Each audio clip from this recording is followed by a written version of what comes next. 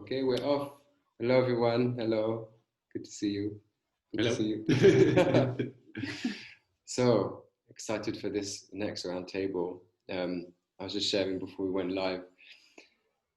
Particularly excited because I know this topic lives in all of us in different ways, and that you're working, especially you three, are working very much professionally.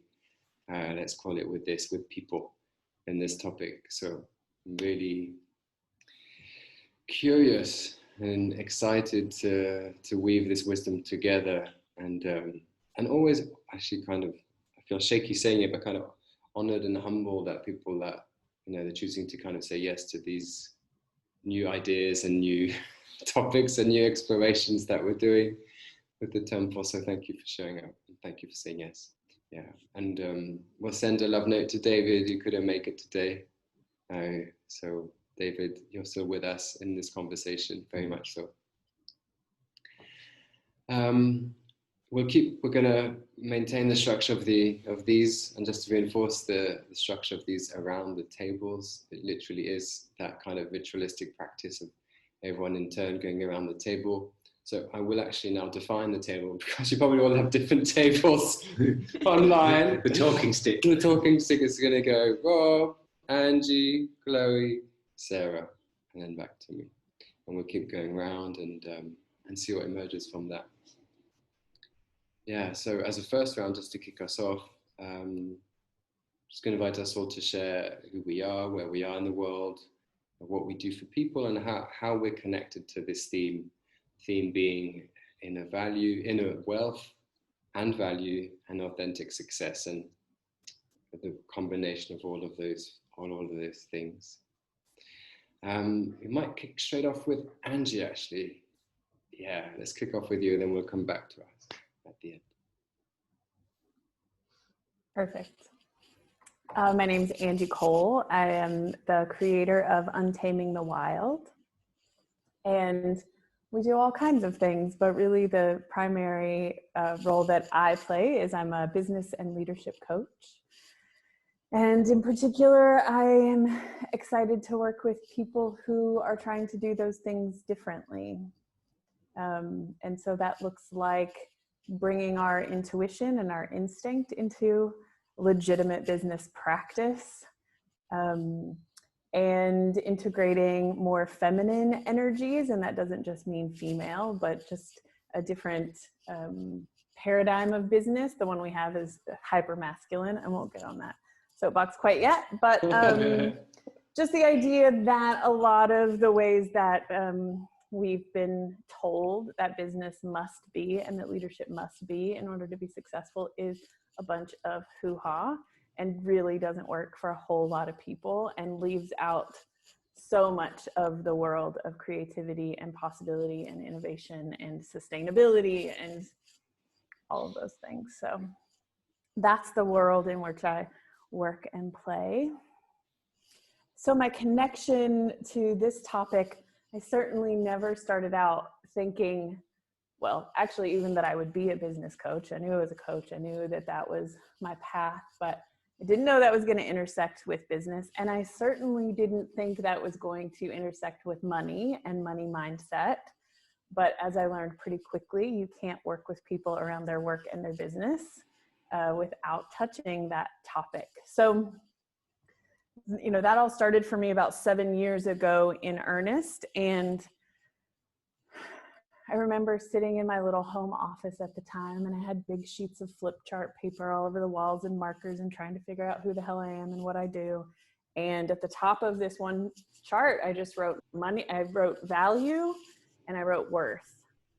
I had no idea what that was going to mean, but I just had this near obsession with trying to understand those words and what they mean and what we've made them mean and how they're different. And so that's really been a big part of my journey this last 7 years as I've been running my business. And I've come to understand a lot about those and how we can work with them differently.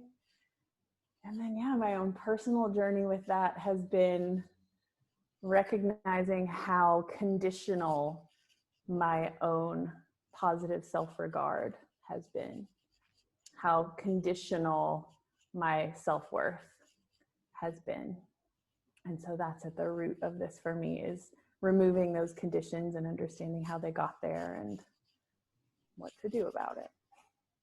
Oh, I didn't say where I am. I'm currently sitting in Croatia down on the southern coast, and I'll be leaving here in a couple of days, good Lord willing, and the creeks don't rise, to go to Portugal. Thank you. Thank you, Angie. I think that's it.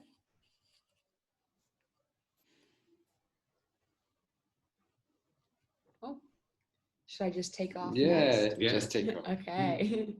Incredible. Thanks, Angie, for the share and introduction. So I'm Chloe Handelman. I am currently in Bali. I actually next week, hopefully, am going home back to the States for a quick little Christmas experience, just praying the world stays as it does and I can go home and come back here, because current situation, I can do that. So just hoping that still happens. I miss my family and want to do a little reset back home. So my profession, how I help, I liked, Ed, how you said how you help people, or what you do with people. I don't like labels. I changed it. I keep changing it with whatever season it is. I'm like, what am I? Most current thing I'm talking is saying is mindset transformation and empowerment coach. And I also work with breathing at a very basic conscious level, daily breathing exercises. I'm also a breath coach in that regard. That's what I kind of do, and how I support people is really in helping them. What I've really gotten honed so much more into is that I really support people who are in their path to financial or lifestyle or career freedom, really get a solid foundation for their mindset and emotional balance along the way. And really, I'm coming across in Bali, you've got a lot of new entrepreneurs and people who are just starting out online, and there's a bombardment of coaches online who are really consultants, who are really supporting and teaching people how to make money online, whereas I really want to focus more on the personal development journey of the creation of business. And so that's really kind of where I'm at, and where I feel really super connected to this topic that we're here to discuss today is all in regards to authentic success. I didn't realize even I didn't even have that phrasing come the beginning of this year. And I really noticed it through my own journey, working in corporate engineering background, got a corporate consulting gig right off the bat. I was doing the thing that everyone wanted to do, and I got there and I was like, okay, I'm successful, making the money. I have this job. I get to fly all over the country, whatever. And this isn't success to me. And so for me, it was really starting to shift my life, and my journey had been, I would change my life, and I wasn't aligned with that new lifestyle change, and I still didn't feel successful, and I still didn't feel successful, and I just still didn't feel successful. And my journey to really understanding what success was to me and realizing that I get to define it at all times, no matter what, was really why I feel so connected to this topic. And all I want to do is make sure that people along their journeys are really becoming hyper aware that they define their means and bounds for success, whether that's in their business, whether it's in a relationship, or even an Instagram post. Like, what does success mean from at any point, so that when we can define that, we can end up having a more seamless and enjoyable journey. So that's where I feel connected into the topic. If I forgot anything, I'm sure I'll have a chance to speak again. So I hope so, unless one person just speaks for the whole time. It's a little guy now we forgot to mention. Yeah. Thank you, Chloe. Hi, so I'll go. So I'm Sara Maxwell. I'm in Manchester in the UK, and which feels actually really boring compared to all of your traveling around everywhere. Yeah. So yeah, I'm a little bit jealous about you. You've not been in the UK, I guess. I've been able to get out of the UK for quite a while. So yeah, ready to travel, I think is how I'd describe myself. So I am really passionate about injecting colour, joy, energy into the world of financial services. So I founded a business called Wealth Coach in order to do that, really. So my business is designed to allow people to feel empowered and connected to their money, to their value, to their worth. So for me, this subject ties in quite heavily to everything that I do day to day with people. So that's really, I guess, giving people the space to understand their connection to money, what they want that connection to look like, and creating a bit more of a positive relationship, removing blocks. Yeah, so this is huge for me. This is kind of what I'm all about. So I'm really excited, and it's lovely to meet you all and see such happy, alive faces. So yeah, I'm keeping it short. Great, thank you, Sam. All right. Okay, I'll go next. I'm Edward. I'm in Crete. What do I do for people? That is a good question. I can tell you like what I'm certified in, and then I can tell you where these things are kind of melting together. So I'm kind of, I studied management, but I am a certified personal trainer, shamanic practitioner, spiritual life coach, and body psychotherapist, core energetics. And I'm also the founder of the temple. And the reason, I guess, why this topic for me feels so juicy or delicious is because for many years I've been in that space of like having things on paper and knowing a lot of things, but not really understanding or finding my value and my voice, and then bringing together all of these things. And it's only been recently that it's, I guess, really kind of started to align, and a lot of that has been actually thanks to many conversations, including some one-to-one sessions with Sara, which have been so beautiful. And really,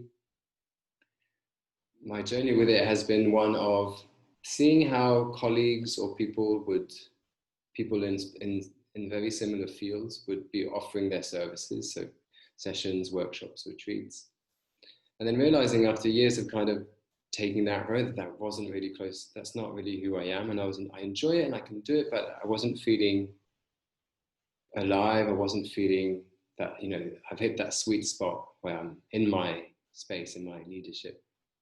And it's only been in the past few months, I would say, although of course we can see the process has taken years to get to this stage, where I've started to really well ask myself, what is my authentic success? What is it that I want to create? What is really true for me? And start to really own my value, but not in comparison to what I see outside of myself. What are other practitioners doing? What are other body psychotherapists doing? What are other XYZ doing? And start to really look inwards and kind of go, okay, where is that? And a big piece of that has actually been in the piece of leadership.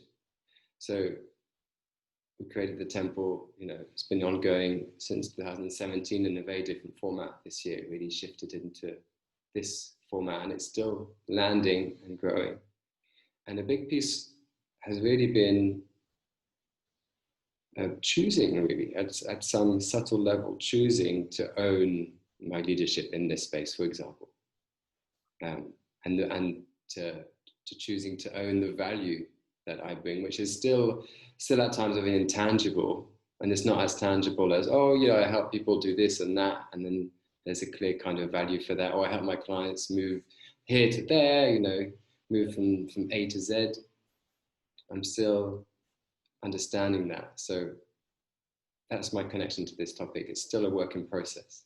So I'm really curious to hear and to see how this conversation develops, both for the conversation, but also personally to really receive that gift of owning owning, I want to say, with more clarity, that piece of value.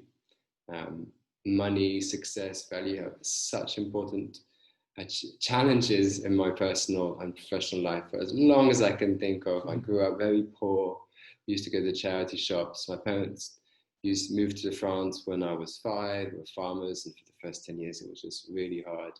And they had 4 kids. I've got a twin, I've got 2 younger brothers who are twins as well. And so that was like a setup for me. So I feel like now I'm like coming out of this contracted place into a more expanded place. So I feel that's why I'm bringing maybe to this conversation. It's very much also a felt experience with that. And it's still, as you can probably feel it, it's still here. Yeah. That's what I want to say for now. I thought you were never going to stop.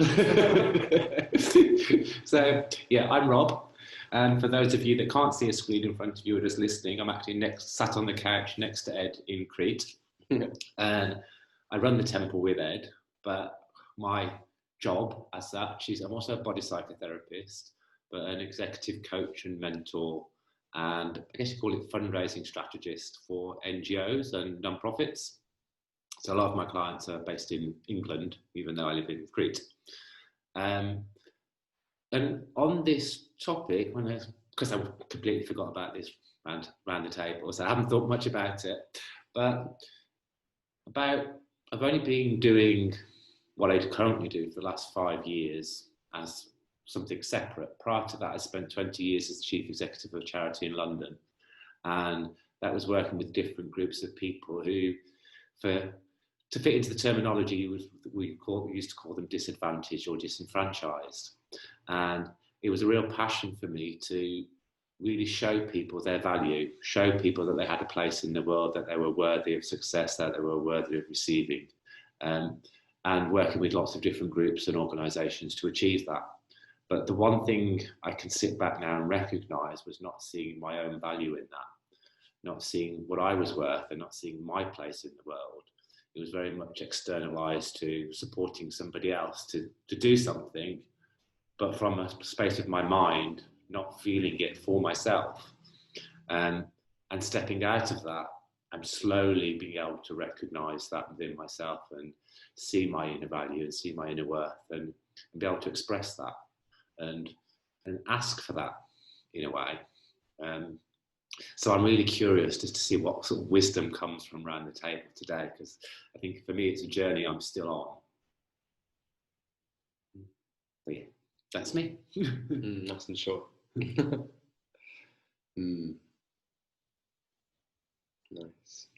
Let's go for another round. Angie, maybe you have things to add or reflect what's been shared. So many things. Yeah, exactly. Let's see. First round. So, yeah, I mean, I could dive into the deep end, which is for me where this does intersect with systemic oppression of all kinds. And I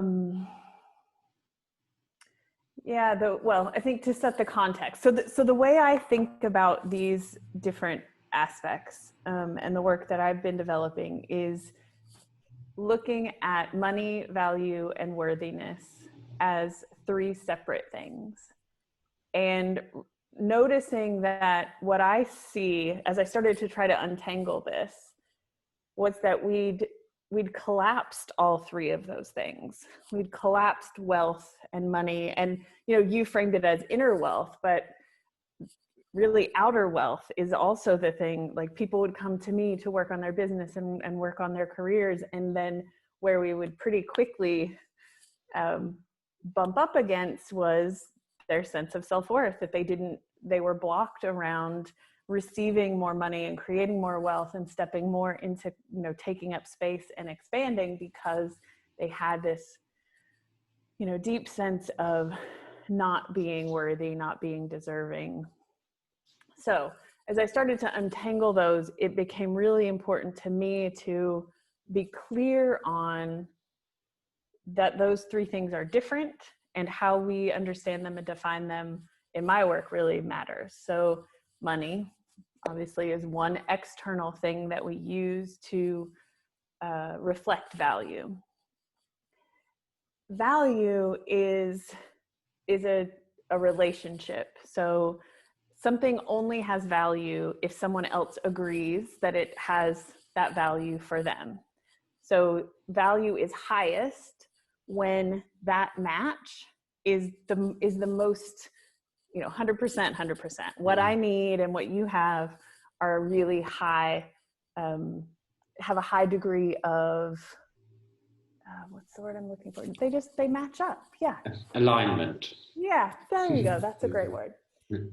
And there are a few things that increase value. One is rarity or scarcity. If I have, so I'm holding up a pen for people who are just listening. If I have the only one of these for a 10-mile radius, this has a ton of value because it's a scarce thing. There's not a lot of it.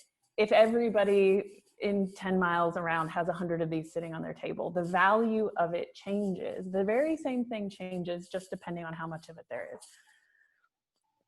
So match and preciousness are things that create value, and there has to be an external agreement. And so value can go up and down depending on those two things. And then worthiness is unconditional. Worthiness doesn't change, and it doesn't require agreement. So where so many of us, myself included, still can really experience so much suffering is when we treat those as if they're all the same. So how much money I have and how much my value is reflected or not back to me from the world is connected to my sense of self-worth, which is a really fundamental human need to feel worthy. It can really create a lot of suffering. And it's why we see a lot of hustle and burnout around being productive and being, producing things in the world and creating for the external, because what we're really trying to do is fill this need of worthiness. And another thing I discovered was when we're doing that, when we're trying to get the external to meet an internal need, it's never full. It never works. We might get it for just a minute. We might get it in that moment that we celebrate and we get the new client and we get the new win and we get we put the check in the bank. But it's like any other addiction. Then it goes. It's like the bottom is always draining out. We're always filling it and it's draining, and we're filling it and it's draining. And that's how burnout happens. And that's how, all other kinds of addiction and basically just trying to not feel that feeling all the time happens. So the implications of this really are just so huge. And as we start to understand that those things are different and begin to be able to work with them separately, here's the other difference I see in a lot of the world around the conversation of self-worth or even money is making one good and one bad. That we make any one of those three things better or worse than the other. They're all important. It is absolutely okay and important and healthy to feel valuable. It's a basic human need to contribute and to know that someone else finds your contribution valuable. It's not that that's a bad thing. It's a really good, important thing, and it becomes a healthy, functional, not dysfunctional thing when it's separate, when I unhook my sense of self-worth from that thing. The last thing I'll say about that. The other place this really shows up and gets in our way is we unintentionally make other people responsible for our self-worth. We outsource self-love. We outsource worthiness. Because then I'm, good Lord, if I could go back and tell my 20-year-old self this. That's what I did for much of my life in the attempt to outsource those things to get that need met. Man, I tried to find as many people as possible to tell me that I was good enough in the form of boyfriends, girlfriends, friends, coworkers, bosses, clients, right? And it was really so exhausting because I was always on the lookout for the next person that was going to confirm for me that I was okay, that I was lovable, that I was enough. And it's really just a crappy thing to put on other people.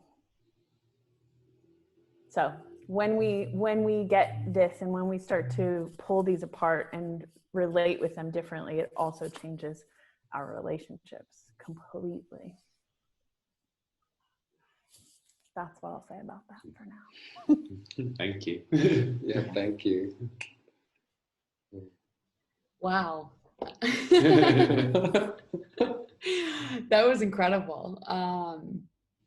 There's a lot coming in for me as you're speaking, especially around value, like, because when I speak on success, authentic success and whatnot, I really use values and personal values as an incredible metric. And so the way that you're describing value and in terms of needing the match that values, I was even like, the value on personal values then is like, I mean, like my mind was like, wait, where does this work? And I was like, what?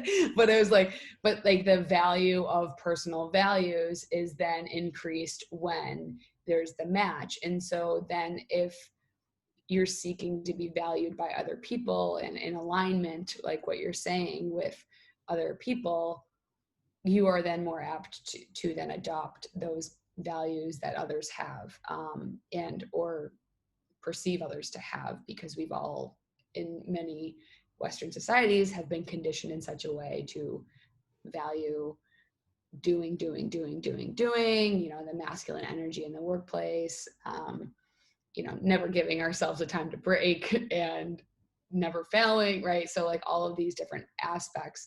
And so for me, really what's so powerful is how do you create value of your authentic values, or the values that are not aligned with others, or maybe it does seem more rare and more scarce actually. So maybe that's kind of how it offsets. I'm just kind of like looking at your metrics with the term value, because I mean, so many people value, you could say you value freedom, but are you actually then making choices and aligning your entire life around attaining freedom? And not just in a sense of physical freedom, but mental, emotional, all of these different aspects. And if it's a value in business, are you also valuing that in personal relationships and whatnot? So a lot of what you're speaking to on value is really striking a chord with me in so many ways, because I can't remember where in the conversation, this is where it'll get fun. I'm like, someone said something about conditioning. I think Angie, you said that at the beginning, was like, we have all been programmed in such a way to do these things that if we're not taught to separate money, value, worthiness, if we're not taught to pause and be like, wait, like Ed said, what do I actually want? If you don't look at the coach who's telling you how to run your business and say, wait, is that actually how I want to run my business? Is that authentic to me? It's these pauses that we're not really afforded in general life, in busy life, back in 9 to 5, right? Go, crash on the couch, watch Netflix, go. And so we don't even have many people don't even know that there is the opportunity to have a 10-minute pause and question some of these things we need to separate, and some of these things we need to do our own self-reflection on and really get aligned to our authenticity and who we are, and realize that who we are adds so much value to the world, and just standing in that can be enough in many ways. And inspire others to do so as well. So that's where my rant just ended. I'm like, is there anything else in there? I think I'm good.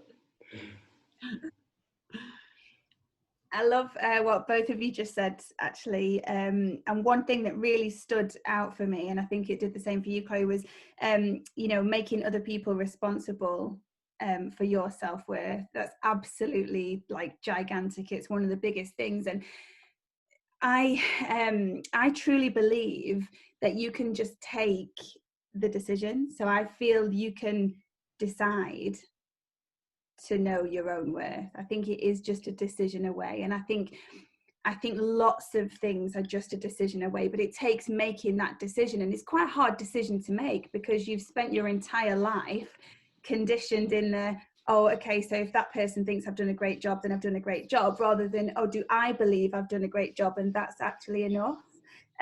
So I feel like that decision process, having your own decision process, is the most important thing, because other people's judgment then can't touch you. So it matters. So people that you love and care about and how they feel matters, and you might want to then describe to somebody why you don't believe their judgment is correct in a very kind and compassionate way, but you're coming from a place of having made that decision. So whilst that can waver, and you'll have days where you think, oh my goodness, am I strong enough to hold fast on this decision that I'm worthy, or that I have my true value? I also think, just from a journaling perspective, writing notes around why you're unique, why you're different, you know, why that's absolutely fabulous, why you want to be different. You know, if everybody was the same, if everybody just copied everybody else, and we just created a very, very similar human being, wouldn't life be dull? Wouldn't it be really uninteresting? So I think having your own unique values, beliefs, and just trying so hard to hold them, not too tightly, because you might work out that actually some of your values and beliefs don't work out for you, and you know, you want to change them, but that should be your decision. That shouldn't be imposed by anybody else. So yeah, to kind of round up how I feel about all of that, it's a decision. You're making that decision for yourself, and I think everybody has the power to make that decision. Oh wow, so much to take in there from all of the interventions, all of the experience, I want to say. Something I kind of forgot to add in my introduction was, part of the coaching I do is a form of coaching called Find Your Magic, which is very much connecting people to, you know, that essence in them that is absolutely there 100% of the time. That is what I would also maybe call that inner worthiness. And from that space, when we're in that part of ourselves, life just feels a lot easier, and we are of service to life without perhaps even knowing it, just by being in that alignment with who we are. And so I'm noticing in myself through this conversation, there's two things. There's a part that says, you don't know how to value. You're here to just learn. You need to value yourself. You don't know much about worth. And there's another point that's going, hang on, like, there's obviously something that I am supporting others in my own unique way. So there's this combination of things here, which I'm just going to speak what comes, but I'm wondering how much of this conversation of, you know, our worth, our value is, well, as you've all said, actually, conditioned in the mind, these constant questioning. This is my experience, questioning, am I doing the right thing? Is this, you know, is this my path? Oh, have I gone off my path for a few milliseconds and I'm lost, or whatever it is? And there's the other, maybe more real experience of like knowing it and doing it and being it and not analyzing it too much. So, and I'm not saying that we are analyzing it, I'm just saying that's a question. That's in my experience. Yeah, in my experience, I've been with this question for a long, long time. And I know many people are very much in that question. Even when we found, this thread of where we feel like, oh, this is juicy and I'm alive and I'm in my flow, I'm in my magic, that voice that comes in, hang on, are you, is this really what you need to be doing? Is this right by the invisible God that is on your shoulder? And this just takes us out of that moment, takes us out of that. It takes me out of that anyway. Yeah, so I'm just noticing that right now, and it's really juicy as an exploration, and everything that's been shared I'm taking in. I love, Angie, what you said about separating those three things, which makes so much sense. So much sense. And I'm going to try not to make too much sense of it, because otherwise the mind's going to... Yeah. So I've got to admit, I found it really hard not to sit here and go, yes, yes, yes.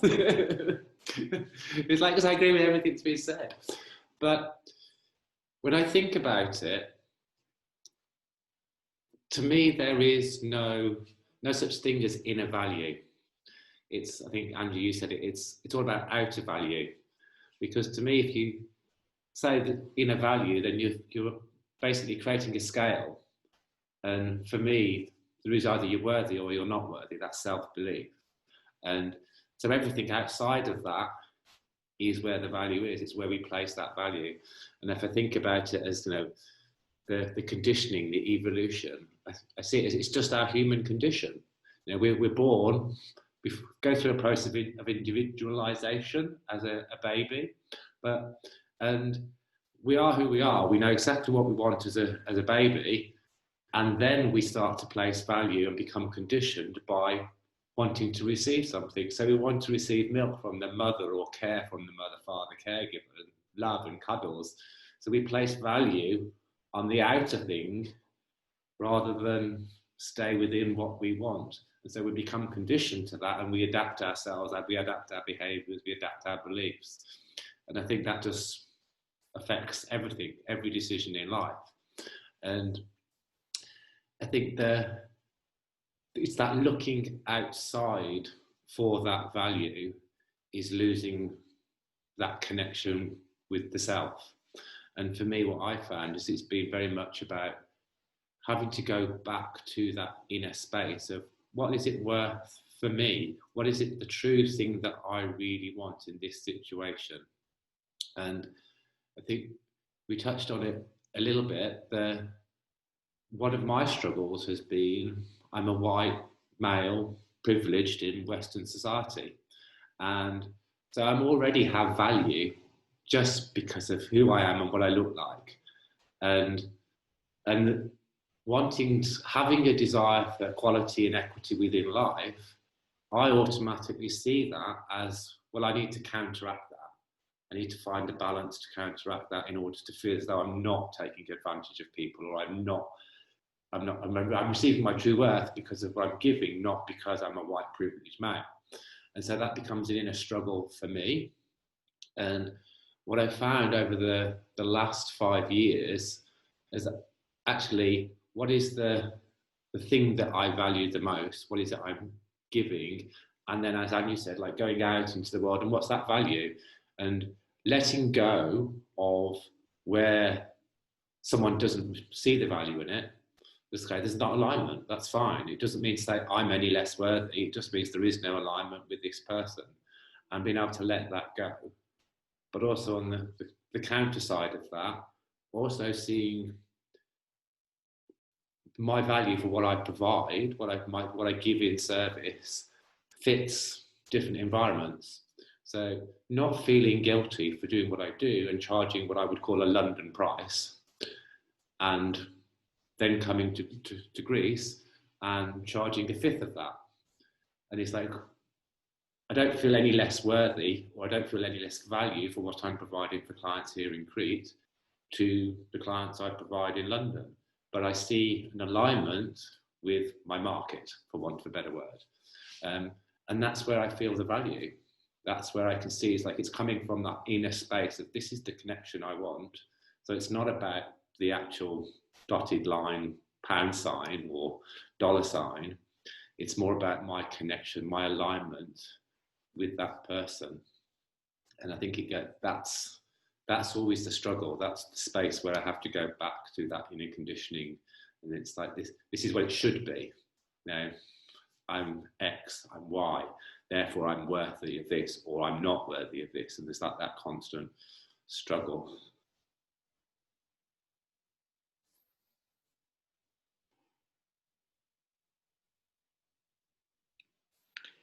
Man number 3, Angie.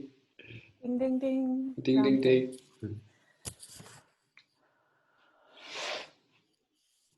So, let's see. It's emerging for me. I'll start on this thread. Yeah, I mean, where this intersects with social justice, anti-racism work, feminist work, for me is, I mean, et cetera, ableism, all of the isms, is that a very narrow, there's a very, very narrow pin, head of a pin definition of who those people are who are truly worthy and who have the greatest value. And even in the segment of the population that are straight white males, even they have to uphold a very narrow expression of what that is in order to be given that, that adoration, that pass of being value and not needing to constantly prove their value. So that's where all of this falls apart and becomes really problematic, is if you're not that, then you're screwed. Then just like forget it. You're going to spend the rest of your life feeling not good enough, apologetic for even being here, really. Even if you're a straight white woman, you better be like the thinnest, prettiest, blondest, most perfect version of that. And even that, that's really still only your value in the context of the macho straight white man, right? So, yeah, so they all intersect. And sorry, I'm being distracted. Can you hear a weird mechanical sound in the background? No. Okay. All right, I can, but I will just ignore it. We can edit that part out if we need to. Okay. Or not, because my worthiness is fine, right? So, and this is a great segue into the next part, which is, man, when I can separate those two, then I don't take everything so fucking personally, right? And I don't get so, because remember the way I describe value is it does require agreement. And so what happens when somebody else doesn't agree, when somebody else, or when I really do fall short, or when I make a mistake, or when I mess up? If those things are separate, I don't take it so personally. It's not so devastating. It doesn't feel like a wound when that happens, because my worthiness is still intact. And that has really been tested this year, let me tell you, because all the things that, when my value shifted this year, and for me, that looked like I just scaled way, way back. My ambition to create and produce went down to like 2.5%. And that was really uncomfortable, because a lot of my identity and the things that feel really good to me actually are around like being high energy and being out there and being vocal and saying a lot of things and being really visible. And all of that hugely shifted. I had some feelings to work through, because value does feel good. It's okay that it feels good. But when I then came back to, okay, let me do my own work and take my own medicine to make sure these are separate. Where this is so powerful is what happens when I'm not that valuable? What happens when I really screw up? What happens when I don't know, don't keep my commitments or don't uphold my side of the external value? Can I still be compassionate, loving, and kind to myself? That's where this is really a game changer, because, you know, through so many times in this last 7 years that I've been on this quest, I had to just really sit down with myself and say, well, how about now? Even now? Can you do it now? Can you love this now, just like this? My body is a big frontier for me in that way. So here's the good news, bad news. Because I got the money part handled. Like, I separated that. I actually have more money in my bank account than I ever thought humanly possible. Like, all of that is awesome and great. And I don't feel like it could go up or down, and that's not affecting my self-worth. Like, I'm cool, right?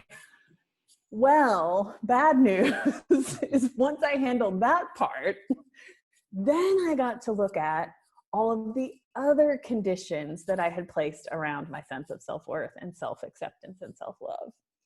And my body is a huge one of those. My body has changed more in the last year than ever before in my life, and not like in negative ways, we would call them. I'm 44 years old. I'm getting older. My skin is changing. I've gained, I don't even know how many pounds at this point. So many. I'm only wearing elastic and linen, no pants. But man, did I really have to look at that part, because that's my value, right? As a woman in particular, my body has been made a commodity. And when that commodity has really lost its value, oh man, what do I do with that? Can I show up for myself and be sweet and loving and kind and patient and encouraging even in that? The answer is yes, but it's been tough. So, you know, all those, that's where the conditioning plays into this, and where it's a personal game changer as well, is when we can be with those things differently and not take it personally. And why this is so much bigger than just what you're, you know, raising your rates. Like, yes, I want you to raise your rates for your business, but I want you to do it because it is a freaking act of like social anarchy. That's why I want you to do it. That's why I want all of us to make all the money. I think we've really gone astray a lot in the world of like personal development and spirituality when we villainized wealth. I want us to have all the money so we can really do this differently. I don't know how much swearing we're allowed to do. I'm a heavy swearer. I really want us to be able to disrupt a lot of things. And right now, money is a big way that we do that. I don't know, maybe that's all going to fall apart and that won't be true 10 years from now. But right now, the lever of money has power, and I want us to have more of it.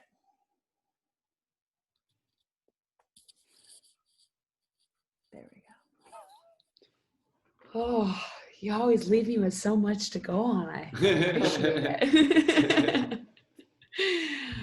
Oh, where do I start? It's powerful when you're speaking to the concept of the continuous journey.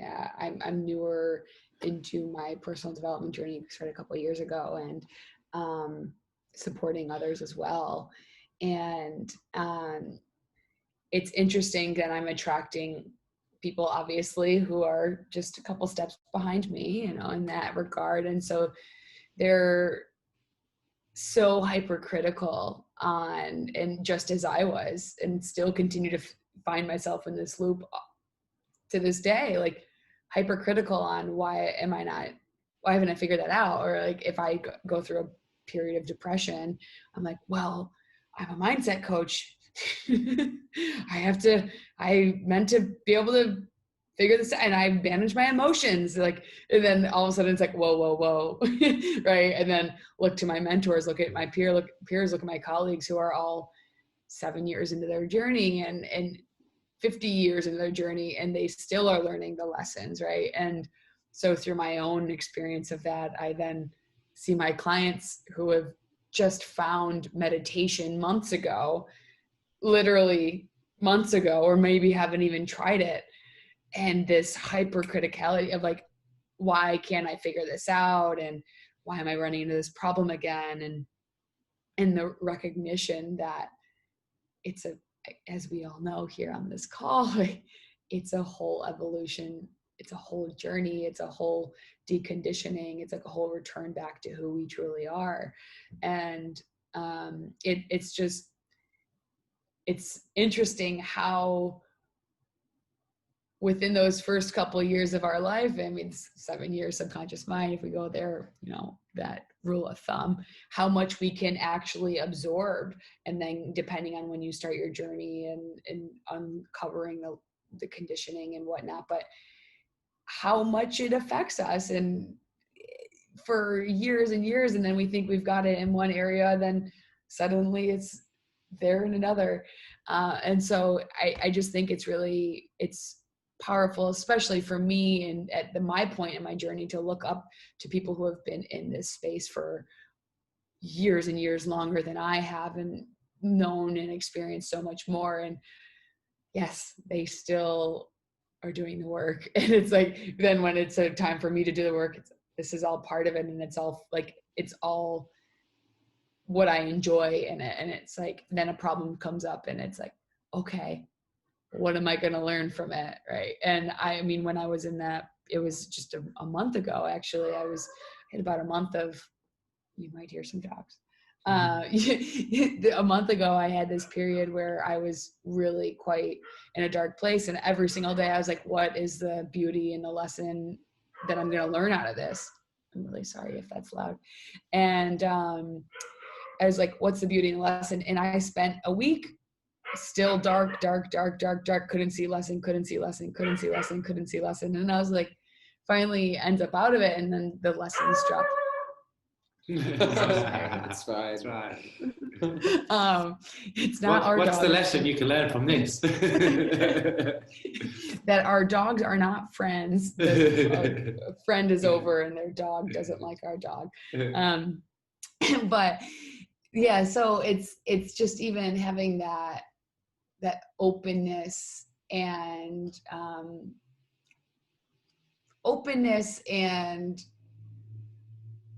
acceptance of all that is. And I actually just did a little talk because Thanksgiving just happened, and I was talking about some problems with gratitude is we don't focus and be grateful for the things that go wrong and the beauty. And many of us who are well into our journey can now do that, but as a beginner level, or, when you first start introducing gratitude, you're only focusing on what goes well, and you're not even focusing on where the things kind of are not going well at all right now, and still being I'm grateful for the fact that this is going to teach me something. And having that, like, loosen your grip on what's going on, that it can be just there and happening and existing, and that somehow it's going to change your life for the way it's meant to. And so I think the dog distracted me. I think my thoughts were connected. They might not have been, but that's where my thoughts are at right now.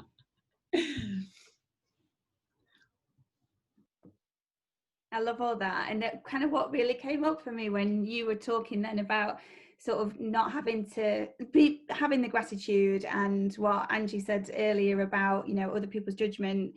I got a real picture of, once you do disconnect from that outside judgment, you're kind of, I don't know, swimming in your own lane. You're kind of able to get on with things with less of the niggly little okay, what does that person think about me? What does that person think about me? And I have to say that I think value absolutely doesn't necessarily need to have anything to do with money. It doesn't need to be like pounds, dollars, euros. I think value is something, well, the way I talk about value is something totally different to like a monetary value. It's like your deep innate value of yourself, which I feel is really, really important to build on. And I recorded a podcast last week actually with another lady on how much is enough, and that is like a monetary version of how much is enough, which was really interesting. And we did quite a lot of research for the podcast, and what really came out of that research was that if you are always striving for more money, more money, more money, if it's a monetary thing in your mind, there will literally never be enough. You could be a multi-billionaire or whatever, and that just wouldn't be enough for you because you're constantly striving for more and more money. So I think just taking that value a little bit more off the money and figuring out your own true value of yourself, and you know, how you want to be in your life, I think is huge. And yeah, that picture came up in such a lovely way of what all of you guys have been describing, and I really truly believe that sort of removing other people's judgment and realizing that other people are going to judge you irrespective of whether you're yourself or you're trying to be a bit more like them, or you're trying to be a bit more like somebody else, or you know, so you might as well just get on with it and be who you are.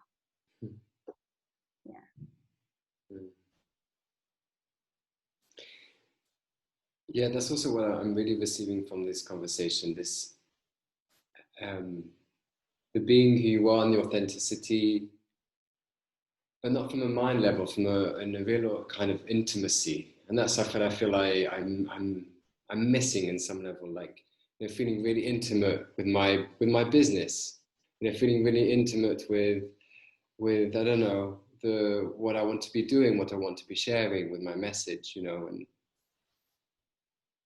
when I'm in that space of figuring it out, or the outside, then that intimacy disappears, and it's very, you know, it's dry, it's empty, it doesn't have that fullness.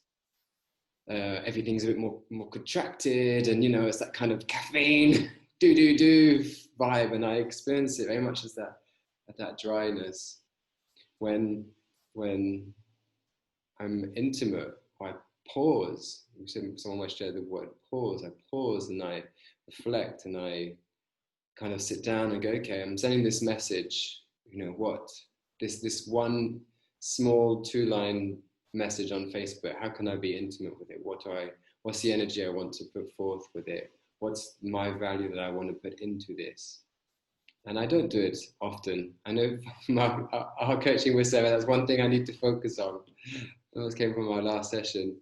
And from this conversation, it's becoming even more obvious, you know, because this is, I mean, that's that meeting point of, not even meeting point, it's kind of valuing or honoring, or my energy in it, my worthiness and my joy and my sense of presence, and my authenticity and my uniqueness, rather than kind of click-wire, I'm sending a message, it means everything I've been fed by Facebook and society in my life so far, or it's, I'm sending a message, what does it mean to me? Like, what is this, you know?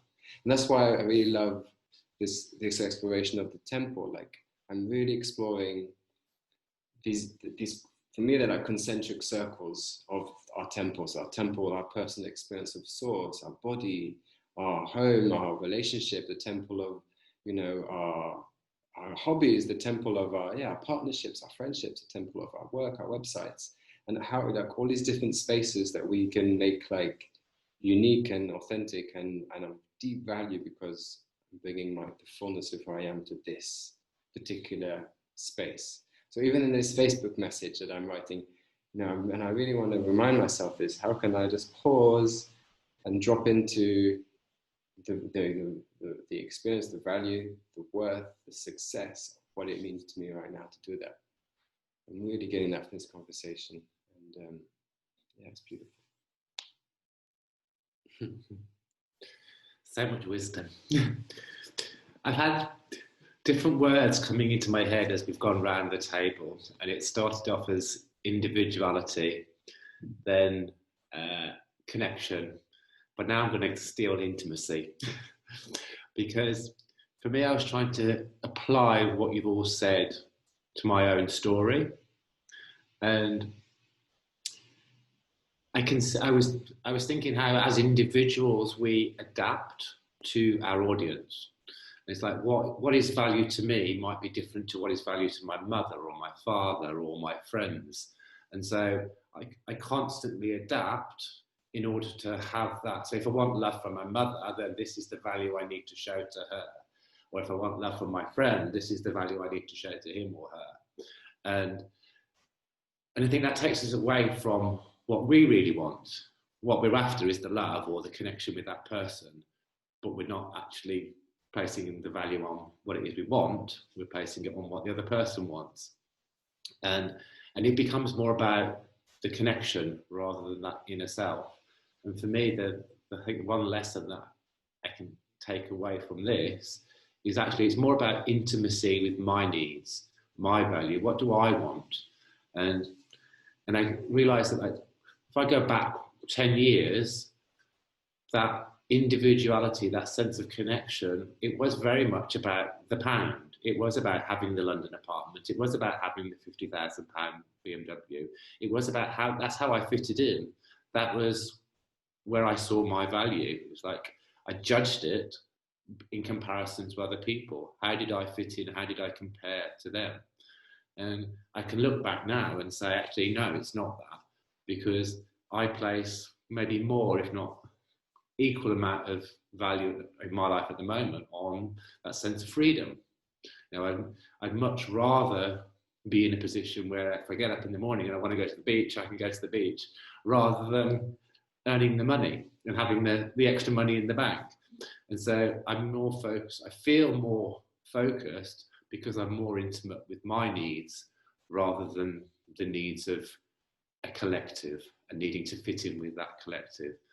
And I think for me, that's the biggest step anybody can take in terms of self-worth, in terms of inner value, is focus on what is your story, focus on what you need, rather than trying to fit in and create a mask, an image that meets somebody else's sense of value. Yes. This is perfect lead into maybe a final round where we can bring in this, what you just talked about, like the take home. What is the one thing that we want to take home? We want to invite the listeners to take home as a practice or as a journaling prompt. And yeah, maybe this is a good round to do that in some closing comments. So yeah, we'll go around one more time.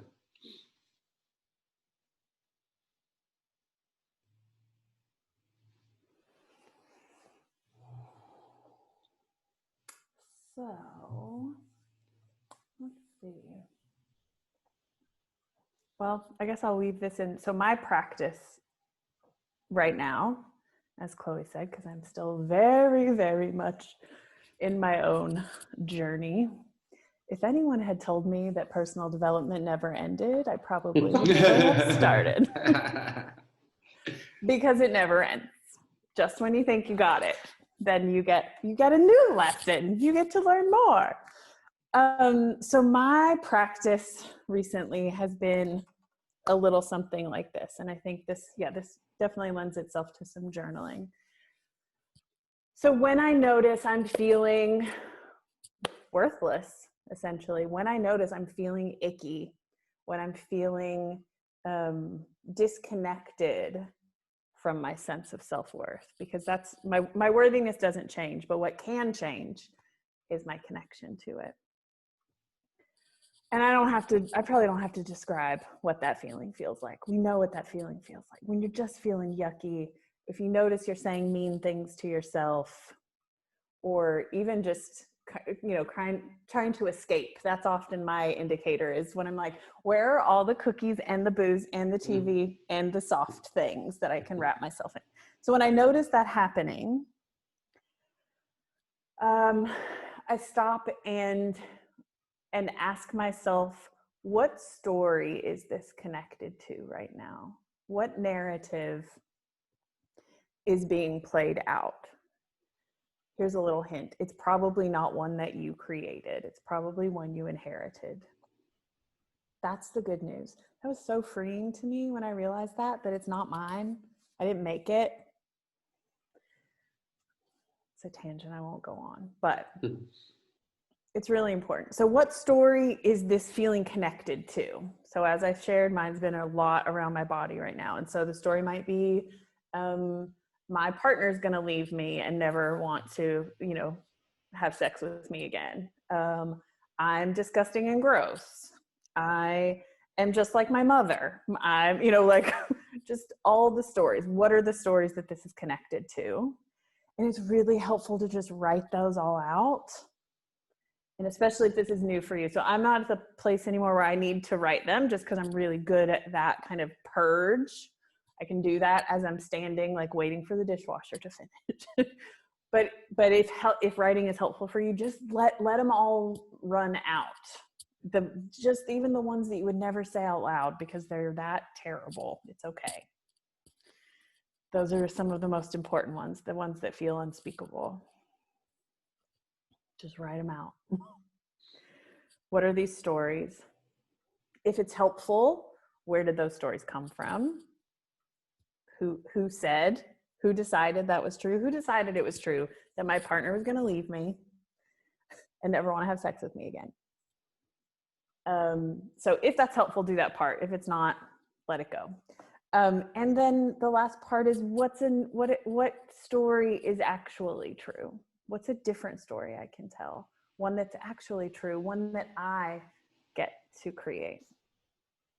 So what's actually true is that I have the most loving, sweet, patient, delicious partner that I could ever imagine. And actually, all I have to do is go and ask him if he's feeling not attracted to me. All I have to do is go talk to him. And all I have to do is reach out and connect with him physically. So writing that new story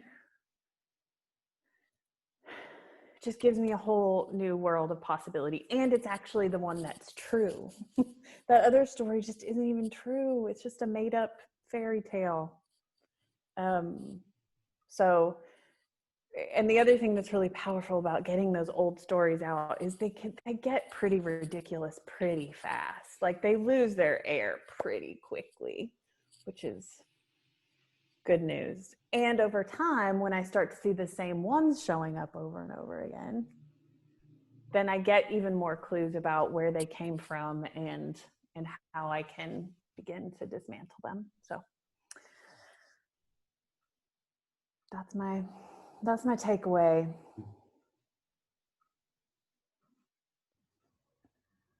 Thanks, Angie. Just to comment quick on what you just said with the stories start to become so like, ugh, like are you kidding me? As I've been working with EFT tapping and a different kind of model of it, and one of the rounds is really just like saying whatever is the energy blocks. And so sometimes like the basic EFT formula is a little bit different than what I do, but it's like I literally will just go in and say like all the shit that's going through my head.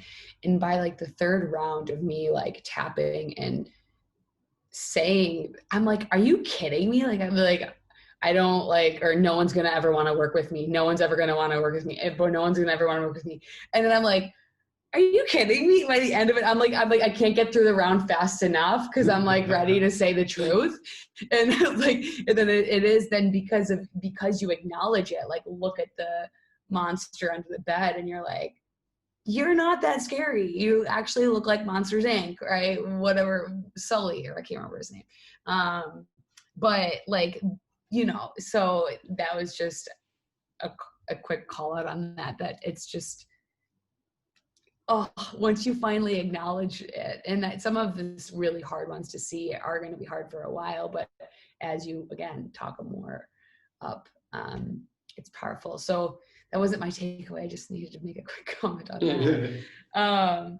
My takeaway actually was a bit about what Rob had said about, and what it really connects to me is about, like, is it your story versus others? And really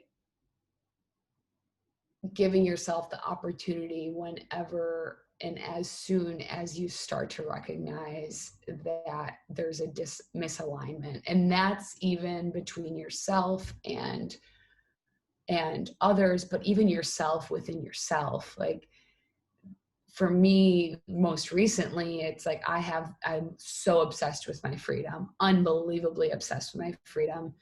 And I've been living in Bali for 1.5 years, but I miss my family so bad. And I've had a shift in values.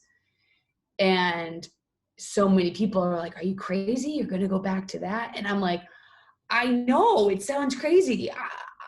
I can't explain, like, my values have shifted so much that it's like, I'd rather be stuck in a house with my family right now than go to the beach. It's a true shift. And so allowing the shifts to happen and not judging and constantly checking in on it. And that's been the theme of my life. And it's been something that I've gotten better and better at recognizing. I still had a lot of turmoil in this decision. I think part of that depression was part of this not opening my eyes to what was going on. But really, as soon as you recognize there's a misalignment, and with yourself or with others. So a practice in that regard is a continuous check-in on values and I don't mean it in terms of the term value, money, worthiness. I mean in, like, your personal values. So is freedom the most important value for you right now? Or is family connection, is family, right? Or it is career development, because again, any of these seasons are right. And so when you can really do a continuous evaluation every couple months, check in before a program launch, before a new business venture, what's the most important thing for me here and now?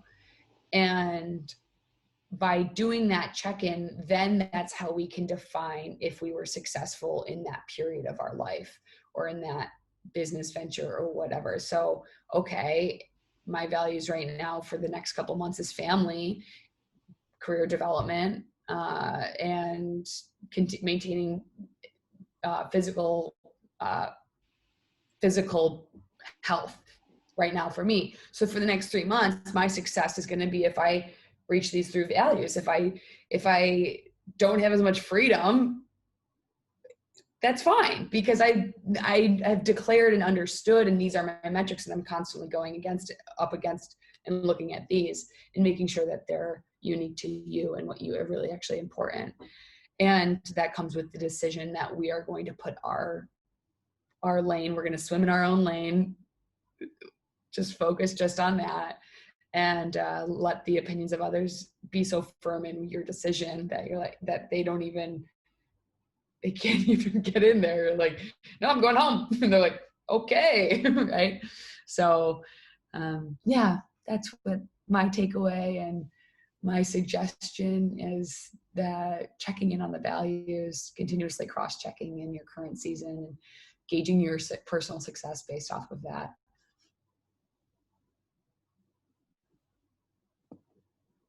Cool. I love that. Yeah, that's really ace.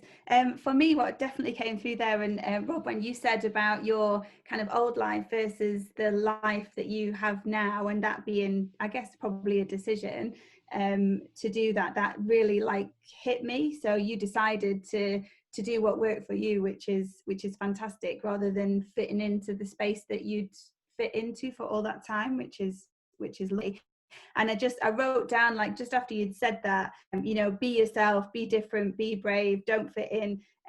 It's really much more fun and liberating and comfortable just to live as who you are. And if people don't like that, they're probably not your people, and the people that you find will be your people because they'll love you for who you are, rather than have any sort of need for you to fit in. So for me, like a journaling exercise might be that decision process, really. So who do you feel that you truly are, and what do you truly want? And then really focusing. So sometimes I'll do from the front to the back of the journal, I will notice all the things that I've done where I've followed that decision, where I've been brave and where I've shown up as myself, and you know, I've spoken my own truth. And then maybe from the back to the front, I'll notice also where I've not shown up as myself and I've not really spoken my truth and I've tried to fit in, just to sort of be able to view both of those sides, in the hope that the area that will grow is the front to the back, rather than the back to the front. But I think just that first step of noticing when you're in your balance, and noticing when you're out of your balance, and noticing the people that you're with when that's happening, noticing the environments you're in when that's happening, you know, both sides, I think could be quite powerful just as a start. So yeah, that's my takeaway. Thank you. What's coming up for me as we're speaking is, I feel like it's a personal practice, and maybe an invitation to those who are listening, to really check in with my body. And it's quite simple. It's really, I kind of touched on the last time, and what's kind of been coming around is, it's really obvious when we're outside of ourselves. It's really obvious when we're actually pulled in another direction. And in my experience, it becomes more obvious the more we are on this path. When, of course, sometimes we have these blind spots and it's not obvious, but when we see it, it's obvious. And there's so much wisdom in the body. My body always tells me when it's not right. You know, I'll feel like in my stomach, my lower back, my shoulder will twitch, something will happen. And I know that when I'm not paying attention to those signs, I'm not intimate, to use that word again, with my body, I don't pay attention to those signs. So my intention for myself is just to remind myself to come back to that intimate connection with my body, and to really take the time to check in with what I'm doing in that moment. As the example of that Facebook message, really check in. Okay, how is it feeling? Is this the right time? You know, what's my body saying about it? What is really here for me? What is my intention? What is really authentic to me? And kind of really create those moments, those spaces. Yeah, that's my takeaway. And I'm going to reiterate that because for me the takeaway is the connection between the mind and the body. I asked myself two questions: who said that, and how do I feel that? And it's like the mind is this conditioned thing. There's always been a story that's given it that process to get me to that point. But I have a belief that the body always knows, and I can feel it. So if it resonates, I will feel it in the body. If it's icky, I will feel it in the body. But there's like the first question is like, who said that? Where's it coming from? And then I can feel that in the body, and I can drill down, go through those conditions, beliefs, go through where that sense of value is coming from, and really connect. Is it mine, or is it somebody else's? And what is my real truth? And I think it's like this, that sense of trust in yourself, of knowing that we all have, and that if you allow yourself to feel it, the body will tell you. Yeah, beautiful. Wonderful. Thank you so much, everyone, for being part of this conversation. I just want to invite everyone to share maybe how people can connect with you. If they're inspired to connect with you, maybe your website, your email, Instagram. Yeah, so the best place to start if folks want to connect with me and my work is untamingthewild.com. And there you can find my social media, hangout places. But yeah, that's a great first place to start. There you go. For me, I use Instagram. So Instagram, you can just search my name, Chloe Handelman. but the spelling, you know, you might want to check wherever the spelling is, CHLOEHANDELMAN. But you should find me on there. And that's the best place to find out about me, what I've got going on. So.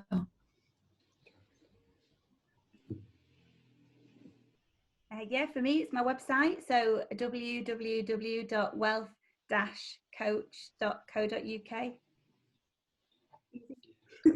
And you can find us in the temple, as you know. Yeah, thank you so much. Beautiful conversation.